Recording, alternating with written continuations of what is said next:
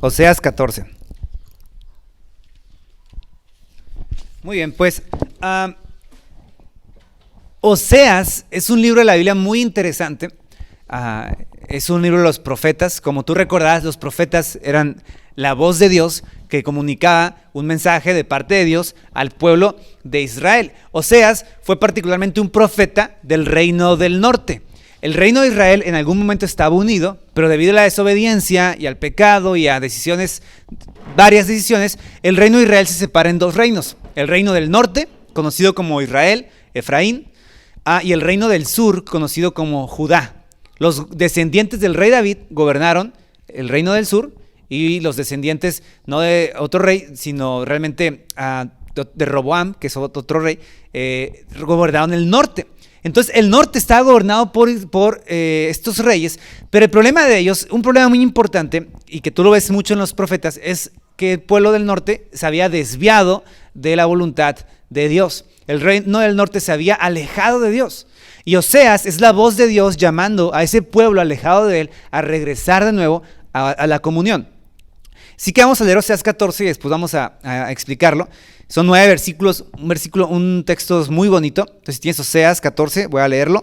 Oseas 14:1 dice: Vuelve, oh Israel, al Señor tu Dios, pues has tropezado a causa de tu iniquidad. Tomen con vosotros palabras y volveos al Señor. Y díganle: quita toda la iniquidad y acéptanos bondadosamente, para que podamos presentar el fruto de nuestros labios. Asiria no nos salvará, y no nos montaremos a caballo, y nunca más diremos: Dios nuestro, a la obra de nuestras manos, pues en ti el huérfano haya misericordia. Y luego dice Dios: yo sanaré su apostasía, los amaré generosamente, pues mi ira se ha apartado de ellos. Y seré como rocío para Israel, y florecerá como lirio, y extenderá sus raíces como los cedros del Líbano. Brotarán sus renuevos, y será su esplendor como el del olivo, y su fragancia como la de los cedros del Líbano. Los que moran a su sombra cultivarán de nuevo al trigo, y florecerán como la vid, y su fama será como la del vino del Líbano. Efraín, ¿qué tengo yo que ver con los ídolos? Yo respondo y te cuido. Yo soy como un frondoso ciprés, de mí procede tu fruto. Quien es sabio, que entienda estas cosas; quien es prudente, que las comprenda. Porque rectos son los caminos del Señor, y los justos andarán por ellos, pero los transgresores tropezarán en ellos. Muy bonito texto.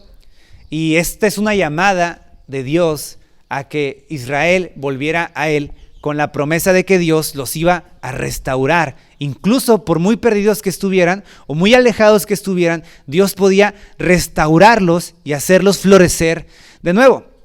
Martín Lutero, en el tiempo de la Reforma, se enfrentó con un tema muy particular que la Iglesia Católica, a nosotros ya nos causa mucho interés a veces, pero la Iglesia Católica decía que para tú y yo obtener el perdón de pecados, tú tenías que hacer una cosa, se llama penitencia. La penitencia es pues el arrepentimiento de tu corazón. Cuando tú tienes penitencia es porque el pecado te duele, pero después de que ese pecado te dolía, tú tenías que ir con un sacerdote para que te absolviera. Tú confesabas tu pecado, el sacerdote te escuchaba, veía que tú tenías penitencia, arrepentimiento, y él pues te liberaba, ¿verdad? Él te decía: tu pecado está perdonado. Y eso para las personas era pues bastante pues te aliviaba, ¿no? Imagínate tener la carga del pecado e ir. Yo creo que hasta era una sensación bonita, ¿verdad? Porque te decía: tu pecado está limpio, puedes salir de esta puerta libre. El problema es que cada cuánto iba la gente con el sacerdote. A veces iban cada semana. Lutero iba diario y tardaba 3 horas. Imagínate. O sea, era tanto que su padre confesor le decía: Martín, ya tráeme pecados en serio, ¿no? O sea, tráeme pecados de verdad. Porque Martín Lutero 3 horas tardaba explicando: yo pequé aquí, yo pequé acá, porque su conciencia estaba realmente acusada por el pecado. Ahora uno diría: pues qué ridículo. Por cierto, se quedó corto. Si nosotros como seres humanos realmente tuviéramos que generar una penitencia real, tendríamos que hacerlo a diario, cada día y cada instante. Y por eso Martín Lutero, cuando clavó las 95 tesis ahí en la iglesia de Wittenberg, él escribió, la primera tesis decía: cuando Cristo nos llamó a arrepentirnos o hacer penitencia, él se refería a una vida llena de arrepentimiento. En otras palabras, el cristiano no se arrepiente de vez en cuando, o cada que va a la iglesia, o cada que se acuerda. Yo sé que a veces lo hacemos así, pero es una mala práctica. Nosotros no venimos a la iglesia para pedir perdón de Dios. Eso es un estilo de vida constante. Y hay una frase en latín que lo resume muy bien, a lo mejor la han escuchado. Simul justus et peccator, que significa al mismo tiempo justos y pecadores. Lo que significa que como cristianos debemos aceptar dos cosas. Por un lado, que en Jesús somos justos y que estamos bien delante de Él porque somos el pueblo de su pacto. Pero por otro lado, nuestro pecado nos aleja a diario también de Él. Nuestras transgresiones son grandes y no podemos ninguno de nosotros decir, yo soy perfecto o yo soy santo. Así que el libro de Oseas, a pesar de que es un libro alejado de nuestra cultura, propio al libro de Israel, tiene un mensaje muy relevante para nuestras vidas. Por eso al final de este pasaje, el autor, que seguramente fue Oseas, escribe, ¿quién es sabio que entiende estas cosas y que el que es prudente que las comprenda? Porque rectos son los caminos del Señor y los justos andarán por ellos, pero los transgresores tropezarán en ellos. Cuando tú y yo conocemos a Dios, nos aprendemos a conocer a nosotros mismos. Hay gente que piensa que estudiamos a Dios solamente para saciar nuestro interés. Pero a Dios, entre tú y yo más lo conocemos, más nos conocemos a nosotros mismos. Es muy curioso. Y entre más tú te conoces verdaderamente, tú mejor puedes entender a Dios, porque finalmente tenemos su imagen. Y el pueblo de Israel, a lo largo de toda su historia, y aquí en Oseas se repite mucho, ellos constantemente se habían alejado de Dios. Uno a veces lee la historia de los israelitas y dice, qué tontos o qué necios. Uno piensa que nosotros seríamos mejores en su lugar. ¿No te ha pasado? Que lees que una y otra vez volvían atrás, que volvían a los ídolos, que rechazaban a Dios, y hay una tendencia a decir, a esta gente, ¿no? O sea, de plano, ¿qué onda? O sea, no reaccionaban, eran brutos o qué, ¿por qué no simplemente obedecían a Dios? Si nosotros estuviéramos en su lugar, hiciéramos exactamente lo mismo. Desde el pueblo de Israel, en sus inicios, se caracterizó por ser un pueblo que no era totalmente fiel al pacto. Y particularmente aquí, en el libro de Oseas, hay un tema que a Dios le preocupa mucho, y es el tema de la idolatría. A lo mejor a nosotros decimos, a nuestro tiempo la idolatría, ¿qué es? Ya no es muy común, aunque todavía pasa, pero no es muy común en una ciudad como la nuestra ver gente adorando estatuas, ¿verdad? No es muy común.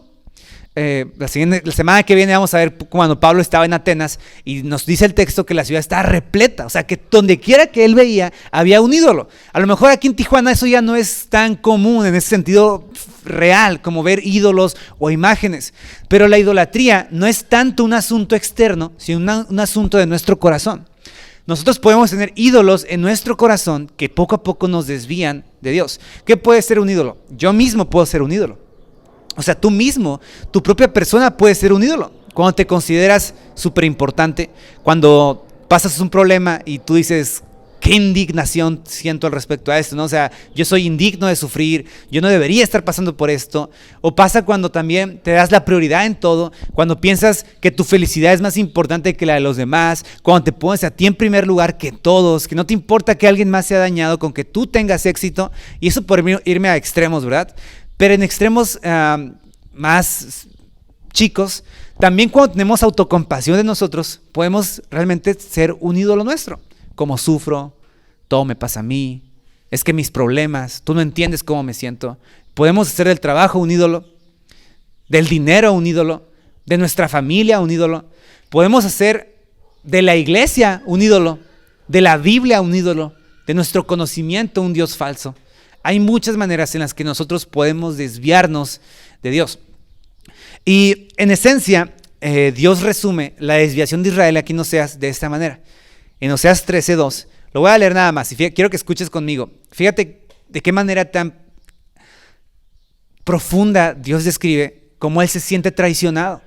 A veces vemos el pecado a Dios como si no le hiciera nada, como si para Dios fuera, son cosas pequeñas. Al contrario, en Oseas 13:2, fíjate que dice, Dios le dice a Israel, ahora ustedes continúan pecando y se hacen imágenes fundidas, ídolos con plata, conforme a su pericia, ello conforme a sus artífices, y dicen que los hombres que sacrifican, que besen a los becerros. Por tanto, serán como la niebla de la mañana, y como el rocío que pronto desaparece, y como la paja aventada de la era, y como humo de chimenea. Mas yo, el Señor, he sido tu Dios desde que te saqué de Egipto, y no reconocerás a otro Dios fuera de mí, pues no hay más Salvador que yo. Yo te cuidé en el desierto, en tierra muy seca, cuando comías pasto y te saciabas. Pero al estar saciado, se ensoberbeció tu corazón, y por tanto te olvidaste de mí.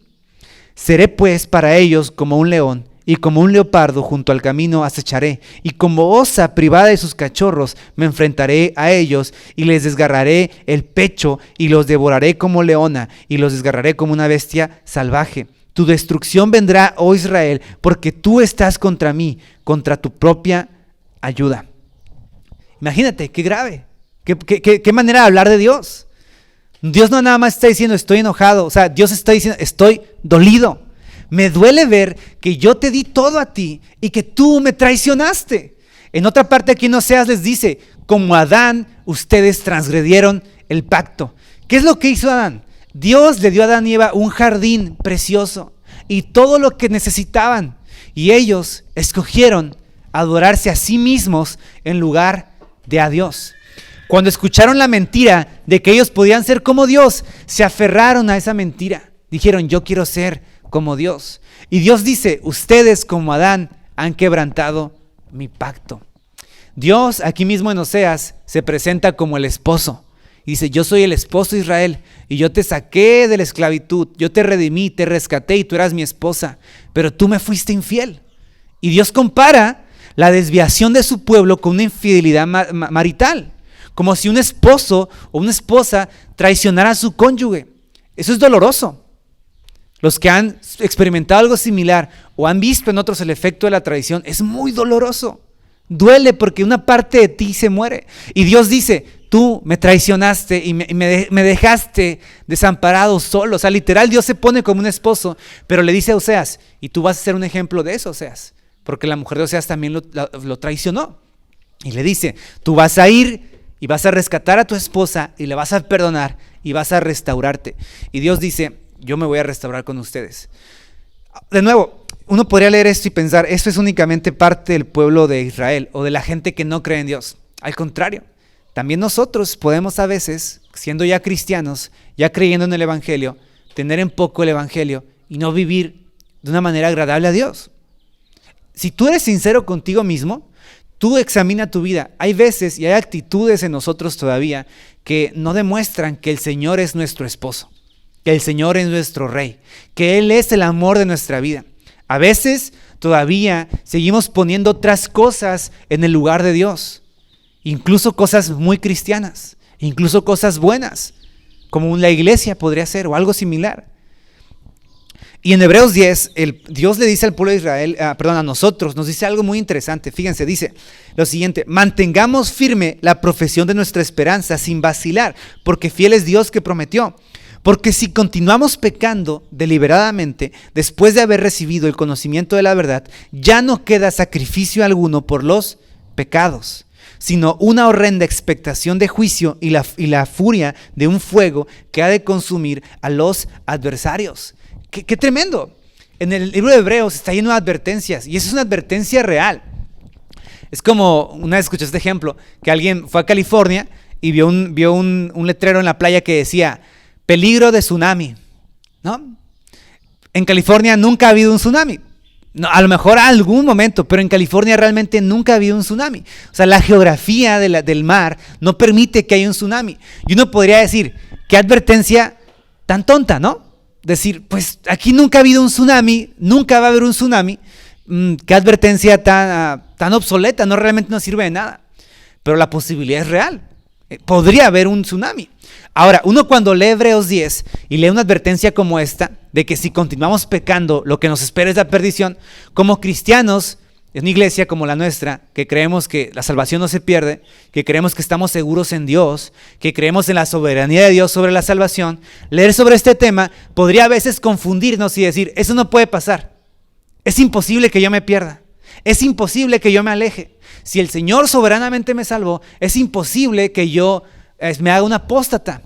Pero la advertencia en Hebreos, por irreal que parezca como un tsunami en California, está ahí ¿para qué? Para hacernos pensar, para hacernos reflexionar. Y el pueblo de Israel se encontraba así, alejado de Dios. Y a veces nosotros podemos sutilmente estar cerca y lejos. Y eso es lo más peligroso. Cuando estás cerca y lejos, todo parece estar bien, pero en el fondo no todo está correcto.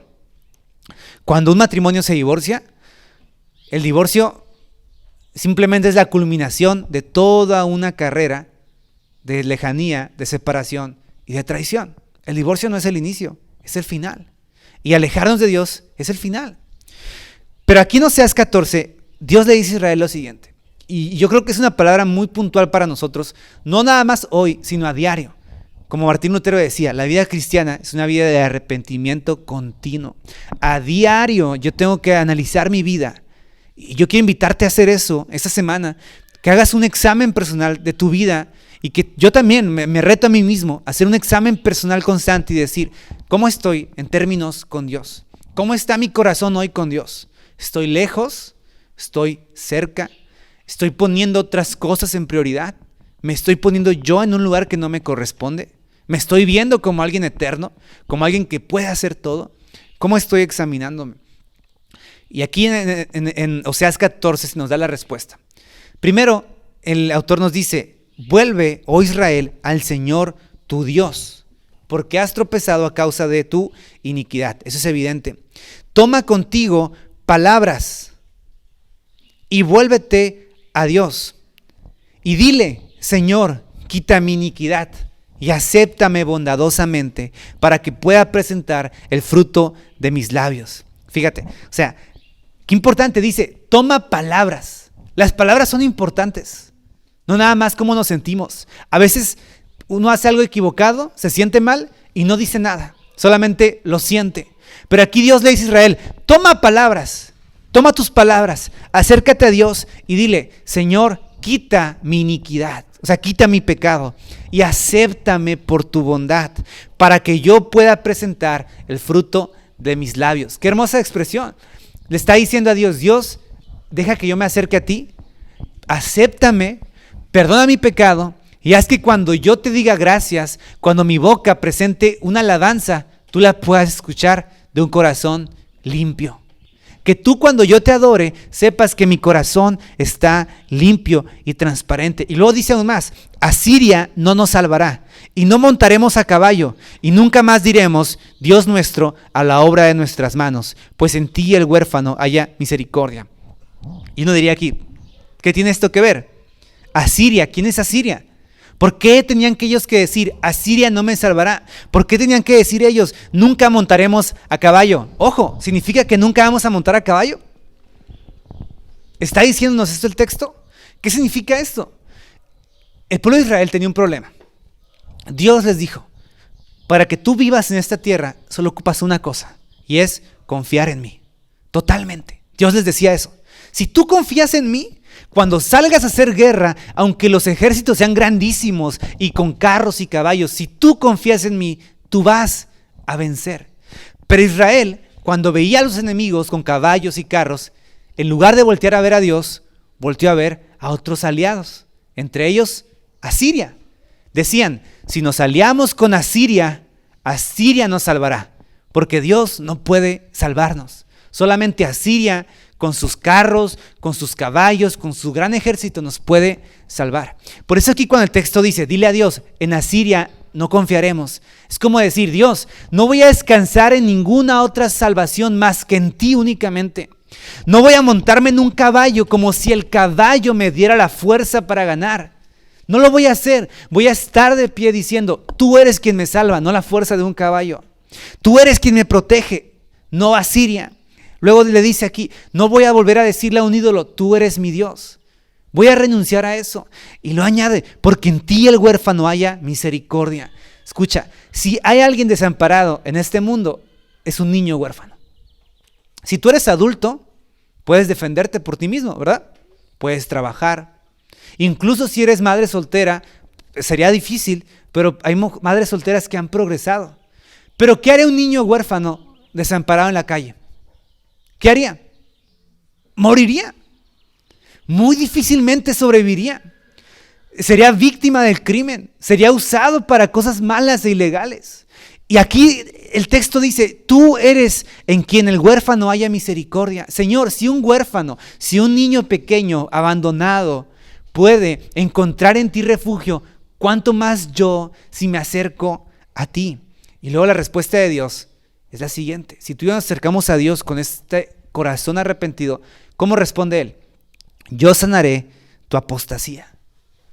Te amaré generosamente porque mi ira se ha apartado de ti. No estoy enojado contigo. Dios te dice hoy, si tú vienes a Él hoy, Dios te dice, no estoy enojado contigo.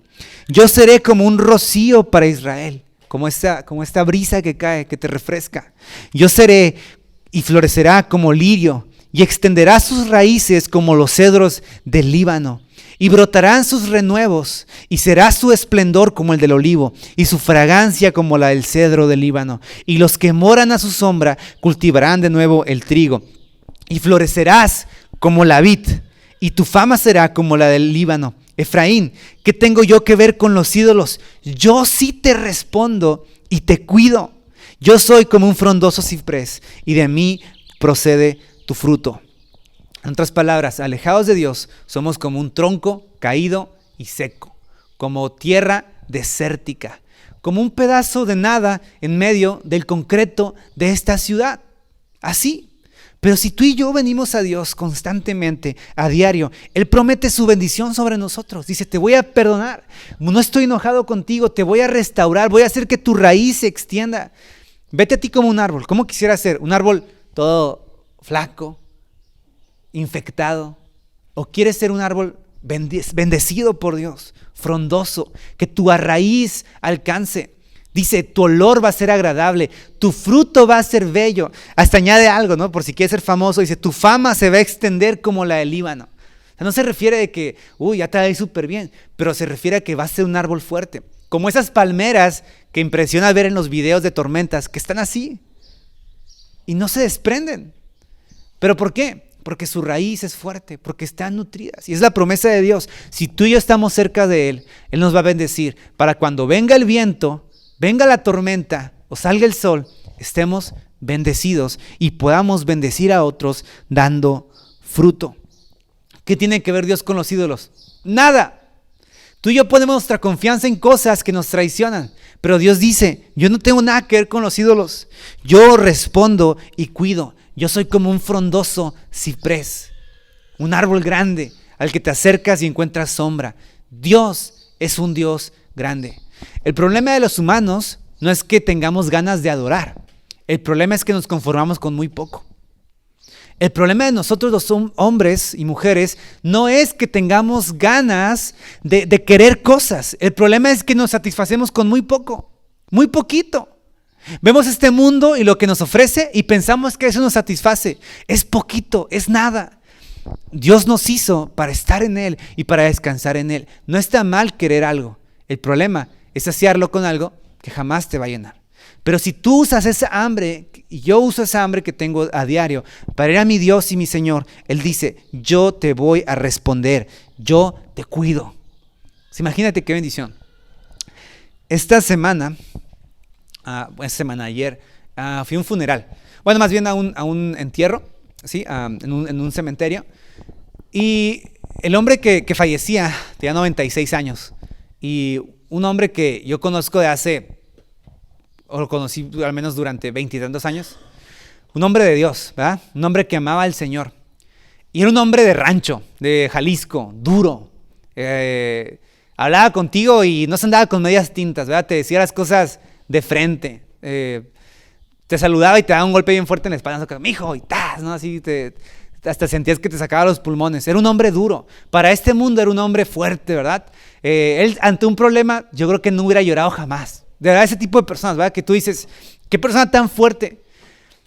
Pero algo que yo recuerdo siempre de él es de que cuando hablaba delante de Dios era como un niño. Y me impresionaba ver su dualidad. Porque por un lado era un hombre fuerte ante el mundo y ante los hombres, pero ante Dios era como un niño. Y lloraba. De verdad, lo recuerdo más de una ocasión en la iglesia cuando él oraba y él tomaba el micrófono y estaba así.